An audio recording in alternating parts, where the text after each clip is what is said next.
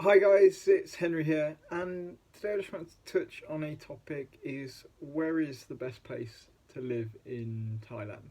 I've lived in Thailand for a while on separate occasions. Visited most major cities in Thailand, and I've travelled extensively throughout the country. It's a great place. It's got the vibrant cities of Bangkok. You've got the chilled out places in Chiang Mai to the islands down south, Phuket, um, and you've got kind of the Chonburi, Pattaya area where as well. So you've got a lot of different varieties. I'm going to name my top four places in where I think are good to be in in Thailand as of July 2020 as a speaking. So in number four we have Hua Hin. Now Hua Hin's a little coastal town, about 3 hours from Bangkok. It's got a massive retiree population. It's nice for those who are looking for a bit more chilled out kind of life. They're looking to relax. They're looking to get away from the hassle. They like a nice beach. With all the amenities there, you've got a mall, you've got good shopping there, a lot of you've got a lot of expats. You have some good grocery and food options there as well to eat out and dine out and bars and restaurants. So there's definitely that appeal. Some of the negatives of it, it is quite laid back and there is not too much to do if you're under the age of say 40, 50. It is kind of a laid back, relaxed, vibrant atmosphere. Um, in at number three we have Phuket. Now Phuket is the southern Thailand. It's an island. It's got all the amenities that you would want in in Thailand. It's got good hospitals there. It's got international schools, the British schools down in Phuket as well. Also, it's got a big expat population as well, and it seems to be more of a higher class than you would get, say, for example, in Pattaya as a general rule of thumb, shall we say. So you have that in Phuket. You've also got a lot going on there. It's kind of a hybrid mix between Hua Hin and Bangkok. It's definitely not as crowded and as hectic as Bangkok, but also you have options to do things. You can go to bars. You've got a few clubs there. Kind of big sailing, running triathlons big in Phuket with the Laguna Beach triathlon happening there every year. It's getting quite a lot of traction there, as well as kind of the Phuket Hashhound Harriers. They're getting have a regular turnout of about 150 every week. So there's a lot to do in Phuket, and a lot of reasons why people do that. It's more for those who kind of want the kind of chilled out life, but also want some things to do at the same time. You've got the golf, you've got the hospitals, you've got education if you need it, but also you're within minutes of a nice relaxed beach if you stay away from the Patong area as well. So it's definitely a place for someone who is looking for more the laid back. And also one of the kind of advantages that Phuket has now is it's taking international air flights. So you've got Qantas flying from Phuket. You can have get to most places in Asia from Phuket, with it being quite popular. So for example, you can get to Hong Kong or most major Chinese cities from Phuket.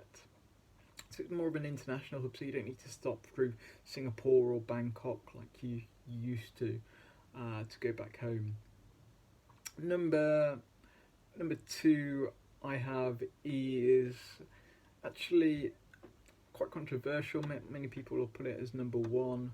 Um, is Chiang Mai. It's a northern city. Um, Thailand, very laid back, very cultural for those who like the kind of the nature. It's got the hills. It's got vast cultural heritage in the city. Also, it's got a very chilled vibe. There's a lot of nomads there. For good reason, it's been named pound to pound the best place to be in the world by many people. that have written extensively about being a nomad or going anywhere. There's a reason Chiang Mai is always kind of listed at the top tier of the lists. So yeah, Chiang Mai, and it has malls coming into it. They've had major developments as of late in the mall section, so you can get the amenities that you have in other places in Thailand. For example, Bangkok, you've got hospitals and a wide a range of international schools as well. So you do have options in Chiang Mai to live. So in terms of population, you have quite a vibrant one of retirees. It's been doubled the United States of Asia, because the amount of kind of expats, American retirees, it is kind of drawn towards it within recent years. As well as that, you've got a kind of extensive nomad population that come there for the cheap lifestyle. That it is very affordable still, with accommodation and eating out. It has got its perks to it. Now, number one is Bangkok. A lot of people will argue on this one, but for me, it's a good hub.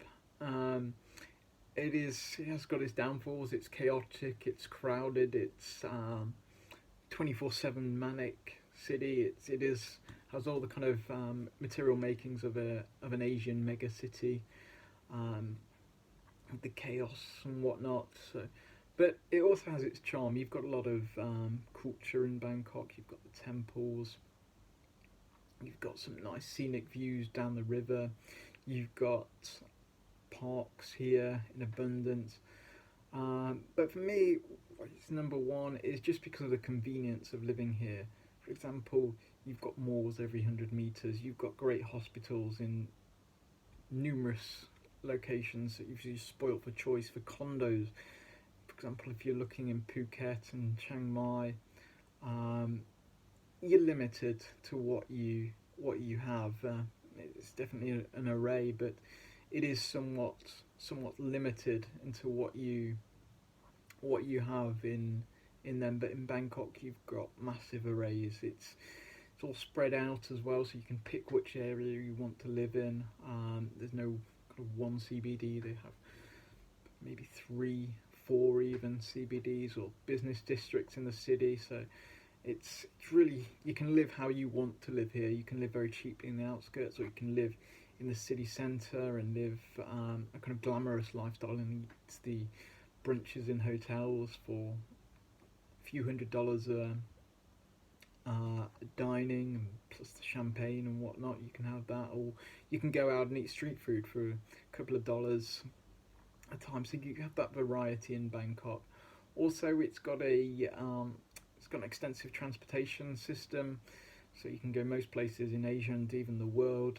And throughout Bangkok itself, its transportation system's ever growing, with the BTS line growing, the MRT line getting more extensive as well. It's a sprawling area. In fact, yesterday I was out in kind of the suburbs of Bangkok, about an hour and a half drive. That's how big it's getting, and the developments have just grown from the last times there.